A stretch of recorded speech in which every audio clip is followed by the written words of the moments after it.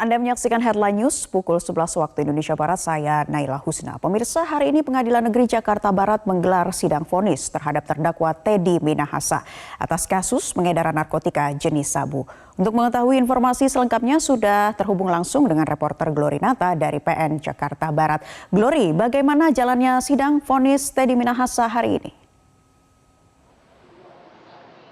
Naila, benar sekali bahwa saat ini masih tengah dilakukan pembacaan sekitar 200 halaman dalam sidang vonis terhadap Irjen Pol Teddy Minahasa, yang mana tadi dari pihak Hakim Ketua John Sarman Saragi membacakan terkait dengan berita acara perkara, kemudian kronologi tuntutan hingga pembuktian. Kalau kita tadi merujuk pada hasil pembacaan yang dibacakan oleh Hakim Ketua, ini kronologis dari kejadian pengedaran narkotika adalah sebenarnya narkotika jenis sabu yang dijual oleh Teddy Minahasa bersama dengan 10 orang terdakwa.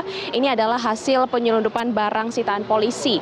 Dan dalam persidangan sebelumnya, Teddy Minahasa terungkap meminta atau menyuruh AKBP Dodi Prawira Negara untuk mengambil sabu dan juga menukar sabu tersebut dengan tawas. Kemudian secara singkat disebutkan bahwa Dodi menyerahkannya kepada Linda, kemudian Linda menyerahkan kepada Kasranto, dan akhirnya dijual ke bandar narkoba.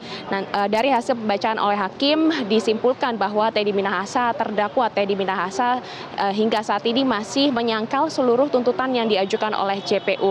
Dan selain hasil pemeriksaan saksi, nantinya hal-hal yang memberatkan ini juga akan menjadi pertimbangan dari majelis hakim untuk menentukan vonis terhadap Teddy Minahasa. Dalam persidangan sebelumnya, jaksa penuntut umum ini juga menyampaikan hal-hal yang memberatkan Teddy Minahasa dalam kasus peredaran narkotika jenis sabu ini. Di antaranya adalah Teddy Minahasa sudah terbukti menikmati dan juga menerima keuntungan dari hasil penjualan sabu tersebut, yang mana disebutkan bahwa Teddy Minahasa menerima sekitar 300 juta rupiah dari hasil penjualan sabu yang diterima dari Linda. Kemudian hal-hal yang memberatkan lainnya adalah Teddy Minahasa dalam hal ini adalah Kapolda Sumatera Barat yang seharusnya adalah memberantas peredaran narkotika. Kemudian juga Teddy Minahasa sudah merusak kepercayaan publik terhadap institusi Polri, dan juga dalam persidangan ini Teddy Minahasa menyangkal seluruh perbuatannya dan juga terlalu berbelit pada saat memberikan keterangan.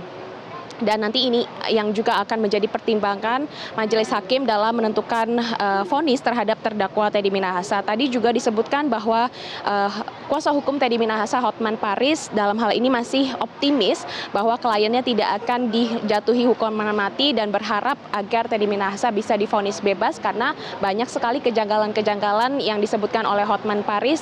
Dan juga dalam hal ini pihaknya tentu saja menyiapkan sejumlah langkah-langkah antisipasi kalaupun memang Teddy Minahasa terbukti mengedarkan narkotika dengan berat lebih dari 5 gram, maka seharusnya di hukuman pidana penjara adalah sebanyak 20 tahun. Dan juga tadi Hotman Paris menyebutkan bahwa selama ini di Pengadilan Negeri Jakarta Barat belum pernah ada kasus terkait dengan perkara narkotika yang dijatuhi hukuman pidana mati. Dan inilah yang menjadi dasar keoptimisan dari Hotman Paris mempercayai bahwa kliennya tersebut tidak akan dijatuhi hukuman mati. Dan juga dalam hal ini Hotman Paris akan terus mengusahakan kliennya untuk menempuh kasasi, kemudian banding, dan juga peninjauan kembali. Hingga saat ini pun kami masih menunggu hasil vonis atau sidang putusan yang dibacakan oleh Hakim Ketua dan juga anggota hakim terhadap terdakwa Teddy Minahasa dan juga terhadap 10 terdakwa lainnya yang juga terlibat dalam kasus pengedaran narkotika ini.